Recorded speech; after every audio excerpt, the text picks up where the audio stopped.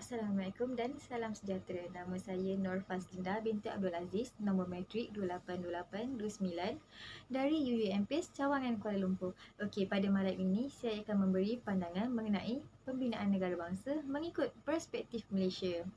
Okey, apa yang anda faham tentang pembinaan negara bangsa ni? Okey, pembinaan negara bangsa mempunyai elemen seperti individu, bangsa dan negara. Individu itu ialah kita, manusia.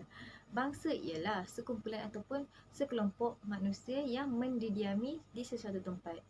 Manakala negara ialah sesuatu bangsa yang menetap di kawasan tersebut. Okey, asas utama perpaduan kaum, asas utama kepada pembinaan negara ialah perpaduan kaum. Okey, kenapa kita cakap macam tu? Okey, di Malaysia kita mempunyai pelbagai kaum yang majoritinya ialah Melayu, Cina, India dan etnik-etnik lain di Sabah dan Sarawak. Dengan pelbagai kaum ni, kita dapat mewujudkan masyarakat yang majmuk tau. Okey, daripada penyatuan kaum, mereka berganding bahu dan bekerjasama dalam mewujudkan negara yang aman, damai dan tenteram. Kerana apa? Bila semua kaum bekerjasama, hormat menghormati dan toleransi, kita akan mewujudkan orang kata mewujudkan negara tu lebih harmoni tau. Tanpa pergaduhan, tanpa orang kata tanpa pergaduhan lah. Okey. Untuk penyatuan kaum ni, kita banyak je yang kita boleh lihat dari segi orang kata aktiviti bersama yang diorang dilakukan untuk perpaduan ni. Contohnya macam gotong royong bersama, ziarah menziarahi pada waktu hari perayaan dan sebagainya. Okey, semangat patriotism tu bukan hanya disambut pada 31 Ogos dan 16 September tetapi sepanjang hayat kita. Kerana apa? Kita dilahirkan di sebuah masyarakat yang berbilang kaum. Okey. Selain itu, pendidikan. Okey, pendidikan ni sangat penting. Kerana apa? Sebab asas pembinaan negara bangsa ni penting dengan adanya ilmu, bukan hanya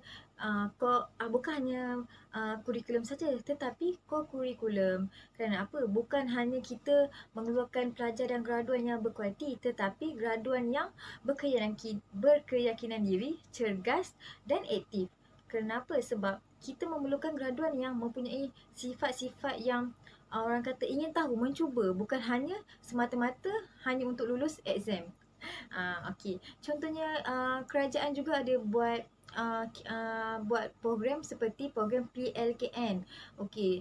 Yang itu untuk berumur 17 tahun ke atas lah selepas SPM. Jadi program tu dapat memupuk semangat jati diri yang kuat, antara semangat jati diri, semangat kesukarelawan dan orang kata semangat setiakawan. So dalam program tu banyak yang diajar lah tentang orang kata untuk lebih kita rasa diri kita ni lebih baik lah, macam tu. Dalam program PLKN itu diajar untuk orang kata semangat kesukarelaan, untuk kita memupuk sikap yang tinggi sebab pelbagai aktiviti dan pelbagai aktiviti yang dilakukan di sana seperti flying fox, kawat kaki. Di situ mereka diajar untuk lebih berdisiplin. Okey.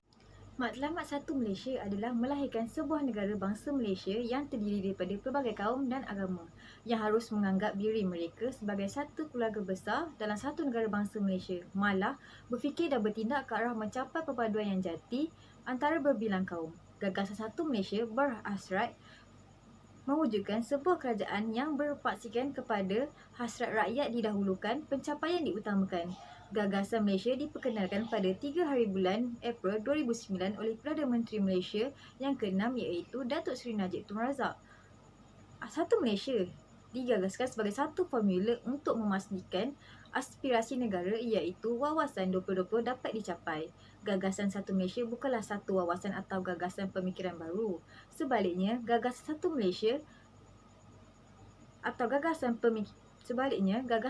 Malaysia rakyat didahulukan, pencapaian diutamakan, lebih merupakan satu konsep dalam bidang pentadbiran yang menyarankan pemimpin-pemimpin kerajaan menjalankan tugas dengan lebih cekap, amanah dan bertanggungjawab demi kepentingan rakyat.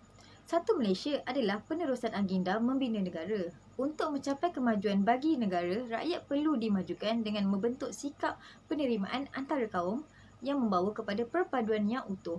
Apabila perpaduan dicapai, maka urusan pembangunan negara akan berjalan dengan lebih lancar. Maksud rakyat didahulukan dalam Gagasan Satu Malaysia ialah merujuk kepada 6 bidang keberhasilan utama negara yang telah disasarkan oleh kerajaan dalam konteks untuk membela dan meletakkan kepentingan rakyat sentiasa diutamakan. Okey, Gagasan Satu Malaysia menekankan sikap penerimaan kelainan yang wujud di kalangan rakyat sebagai satu realiti hidup rakyat Malaysia. Rakyat berbilang keturunan sebagai satu realiti hidup rakyat Malaysia. Rakyat berbilang keturunan dan etnik di Malaysia perlu menerima keunikan kaum yang lain dan mengutamakan kesetiaan kepada negara mengatasi kesetiaan kepada kaum dan kelompok sendiri. Malah bersedia hidup bersama dalam keadaan saling menghormati nilai-nilai dan kepercayaan kaum yang lain. Ringkasnya, rakyat Malaysia sedia hidup sebagai satu keluarga besar dalam satu negara hak milik bersama. Oleh yang demikian, Gagasan Satu Malaysia dalam konteks masyarakat majmuk masa kini perlu dilihat daripada aspek utama. Menjadi asas kepada semua ini adalah prinsip keadilan untuk semua kaum yang membawa nasib semua kaum akan terbela dan tiada mana-mana pihak akan dipinggirkan. Keadilan ini mestilah mengambil kira taraf kemajuan kaum-kaum yang berada pada tahap yang berbeza. Oleh itu, dasar-dasar kerajaan dan peruntukan perlembagaan yang memberikan pembelaan kepada golongan yang memerlukannya akan tetap dilaksanakan. Okey, peranan Kongsi Satu Malaysia ni dia mengekalkan dan meningkatkan perpaduan dalam kepelbagaian yang selama ini menjadi kekuatan Malaysia serta rakyatnya. Okey, ini ialah salah satu orang kata penyumbang utama kepada pembinaan negara bangsa. Selain kita bekerjasama, bersatu padu dan bertoleransi di antara satu sama lain yang orang kata dapat mengekalkan negara tu dalam orang kata keadaan yang aman, sentosa dan tanpa pergaduhan. Okey, itu saja. Sekian. Terima kasih.